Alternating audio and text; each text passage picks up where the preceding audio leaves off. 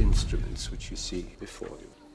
You must set your mind to keep you attentive and alert during the process. Medieval Europe had a punishment for everything, but when it came to sexual crimes, they didn't just execute people, they got creative. We're talking about a civilization that invented specialized torture devices for women who talk too much, forced adulterous wives to parade naked through streets while crowds pelted them with garbage, and created detailed instruction manuals for priests on exactly how to punish every conceivable sexual sin. But here's what makes these punishments truly disturbing. They worked. For centuries, the threat of having your nose cut off, your head shaved, or your tongue pierced with iron spikes was enough to keep entire populations in line. In medieval Europe, your local priest didn't just save souls. He was also your neighborhood sex crimes investigator, armed with detailed handbooks that cataloged every possible sexual sin and its corresponding punishment. These weren't simple guidelines, they were comprehensive instruction manuals that turned confession into a systematic interrogation about your most intimate moments. The penitentials, as these handbooks were called, emerged in the 6th century and became the medieval world's most detailed guide to sexual deviance. Written by monks and bishops, they contained hundreds of specific scenarios with precise punishments.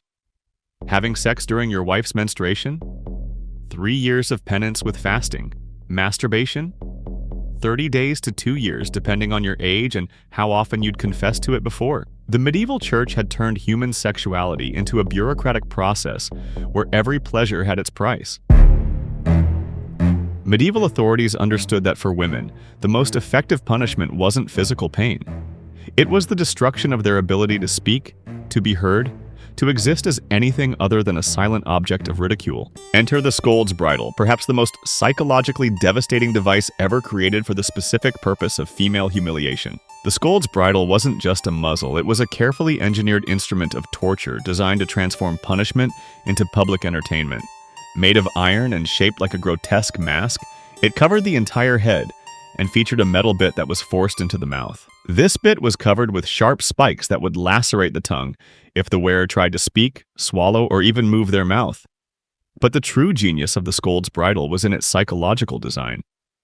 Many were decorated with horns, animal features, or demonic faces that turned the wearer into a literal monster in the eyes of the community. Some featured long metal proboscises that made eating or drinking impossible, forcing the victim to experience public starvation as part of their punishment. The crimes that earned women the scold's bridle reveal medieval attitudes toward female speech itself.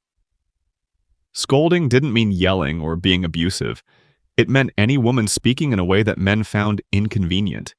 Gossiping with neighbors, arguing with husbands, contradicting male authorities, or simply talking too much could result in this brutal silencing.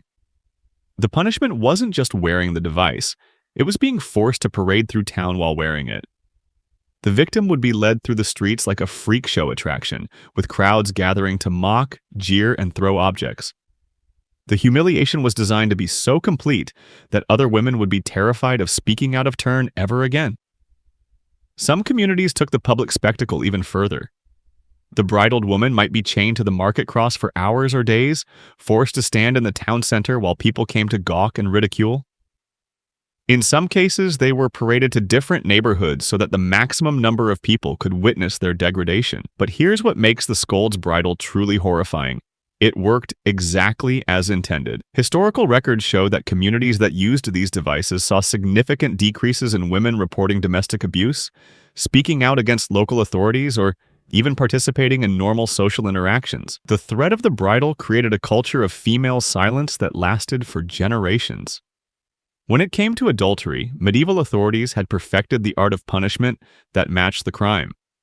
If the offense was about sexual transgression, the penalty would specifically target and destroy the body parts that made the crime possible. For women, this meant the systematic mutilation of everything that made them sexually attractive or capable. Rhinotomy, the amputation of the nose, was the signature punishment for female adultery across medieval Europe. This wasn't a quick slice with a sword, it was a carefully orchestrated public surgery designed to maximize both physical pain and long-term psychological devastation. The nose was cut off slowly, often with heated implements to prevent bleeding, while crowds watched and cheered. The choice of the nose wasn't arbitrary. Medieval medicine believed it was connected to sexual appetite and fertility. Ears were frequently removed as well, since they were seen as symbols of a woman's ability to hear and respond to sexual temptation. Some regions practiced lip removal, taking away the mouth parts associated with kissing and oral pleasure. The goal was to systematically dismantle every aspect of female sexuality, piece by piece. But medieval authorities weren't satisfied with just mutilation. They added layers of humiliation that turned punishment into public theater. Before the amputation, the adulteress would be stripped naked and forced to walk through town while crowds threw garbage, excrement, and stones. Her head would be shaved to remove another symbol of feminine beauty, and she'd be covered in tar or paint to make her look even more monstrous. The walk of shame wasn't just about humiliation. It was about community participation in the punishment.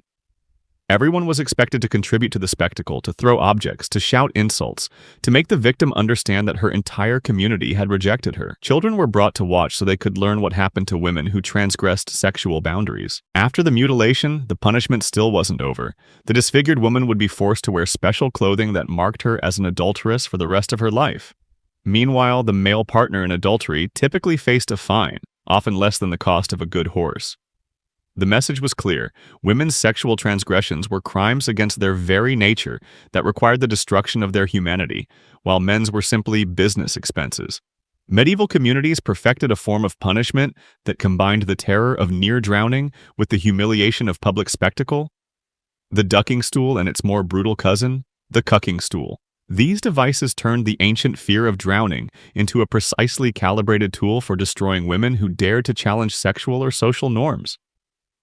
The ducking stool looked like a simple wooden chair attached to a long beam, but its mechanical simplicity masked its psychological sophistication. The victim would be strapped into the chair, often naked or dressed only in their undergarments, then repeatedly plunged into whatever body of water was available. Rivers, ponds, even horse troughs could become instruments of punishment. The process wasn't designed to kill, though many victims died anyway. It was designed to create the maximum amount of terror and humiliation possible while keeping the victim alive to serve as a warning. The crimes that earned women the ducking stool reveal medieval society's obsession with controlling female sexuality and speech.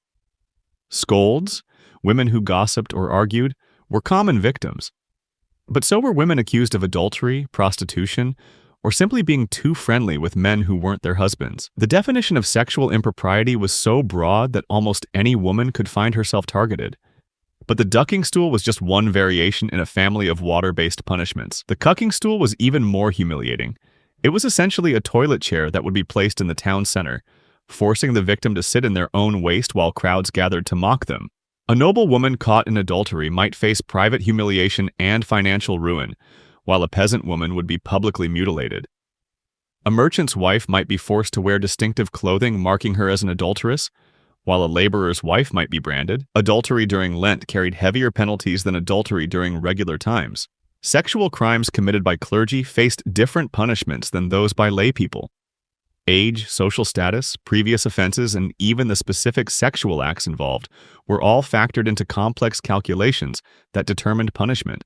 The medieval system of sexual punishment didn't stay confined to Europe. It became a colonial export that spread around the world, adapting to new cultures while maintaining its core principles of humiliation and control. The Puritan communities of New England took medieval sexual punishment and refined it into an even more psychologically devastating system. The Spanish Inquisition developed perhaps the most sophisticated version of medieval sexual punishment, combining religious authority with legal precision to create punishments that could destroy entire families. The medieval understanding that sexual behavior is one of the most powerful tools for social control has never disappeared. It simply evolved, adapting to new technologies and social structures while maintaining its core insight. Medieval sexual punishments remind us that the human capacity for systematic cruelty is matched only by the human genius for rationalizing that cruelty as necessary for social order. When authority decides that some desires are too dangerous to tolerate, the distance between civilization and torture becomes very small indeed.